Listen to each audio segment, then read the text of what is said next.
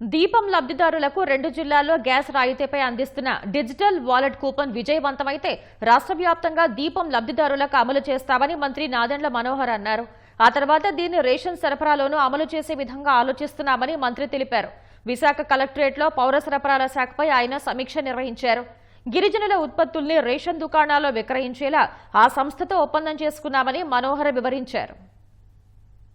మొట్టమొదటిసారి భారతదేశంలో digital wallet ప్రవేశపెట్టి ఎన్టీఆర్ జిల్లా, కృష్ణా జిల్లాలో మేము ఒక పైలట్ ప్రాజెక్ట్ చేస్తున్నాం. దాదాపు 4,000 మంది లబ్ధిదారులు మేము గుర్తించి డైరెక్ట్గా వాళ్ళ ఫోన్లోకి ప్రభుత్వం నుంచి ఈ గ్యాస్ సిలిండర్ సంబంధించిన 850 రూపాయల కూపాన్ వాళ్ళకే వెళ్ళేటట్టు, తద్వారా వాళ్ళు ఆ గ్యాస్ ఏజెన్సీకి వెళ్ళి ఆ డిజిటల్ వాలెట్ ద్వారా ఆ కూపాన్ అందిస్తే వాళ్ళు ముందుగానే డబ్బులు చెల్లించాల్సిన అవసరం ఉండదు.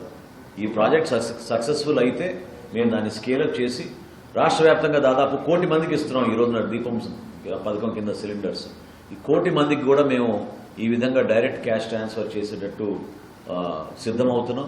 అది సక్సెస్ అయిన తర్వాత ఒకవేళ మేము ఇంకా ఈ రైస్ స్మగ్లింగ్, డైవర్షన్ కంటైన్ చేయలేకపోతే ఇప్పుడు కొత్తగా మేము ఆ వ్యవస్థని, ఎండిఓ వ్యవస్థని మానేసి ఫేర్ ప్రైస్ షాపులు తీసుకొచ్చి మరింత పటిష్టంగా చేయబోతున్నాం. కాబట్టి ఆ పొరపాట్లు ఇంకా కొనసాగితే రాబోయే రోజుల్లో మరి ప్రభుత్వం ఆలోచన, మా కూటమి ప్రభుత్వం ఆలోచన తప్పకుండా, గతంలో పవన్ కళ్యాణ్ గారు కూడా దీని గురించి మాటిచ్చారు, వీలైనంత వరకు మేము దాన్ని క్యాష్ ట్రాన్సాక్షన్గా జరిగేటట్టు ఏ విధంగా ముందుకు తీసుకెళ్లాలో దానిపైన కూడా మేము ఆలోచిస్తున్నాం. అంటే ఎప్పుడైతే మేము సవరణ కోసం, కొత్త అప్లికేషన్స్ కోసం మేము అవకాశం కల్పించామో దాదాపు 15 లక్షలు వచ్చినాయండి మనకి. అందులో 13,49,000 మేము క్లియర్ చేశాం. సో అందులో ఎక్కడ పొరపాటు జరగలేదు. ఇష్యూ అంతా ఏంటంటే ఈ హౌస్ మ్యాపింగ్ ద్వారా కొన్ని సమస్యలు వచ్చినాయి. అది ఆ డేటాబేస్ మా దగ్గర ఉండదండి, GSWS దగ్గర ఉంటుంది ఆ డేటాబేస్. దాని గురించి ప్రభుత్వం నిర్ణయం తీసుకోవాలి. కానీ స్ప్లిట్టింగ్ విషయంలో కానివ్వండి, కొత్త సభ్యుల అడిషన్లో కానివ్వండి, డిలీషన్లో కానివ్వండి, ఇవన్నీ కూడా అడ్రస్ మార్పుల్లో కానివ్వండి, జెండర్ విషయంలో కానివ్వండి ఫస్ట్ టైం మేము ప్రవేశపెట్టాం. ఇవన్నీ కూడా చాలా అద్భుతంగా జరిగినాయి, ఎక్కడ పొరపాటు జరగలేదు.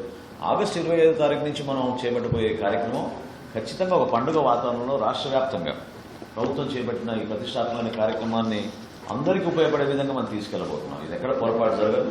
మీరందరూ కూడా దయచేసి సహకరించాలి ఈ కార్యక్రమం విజయవంతం జరిగే విధంగా.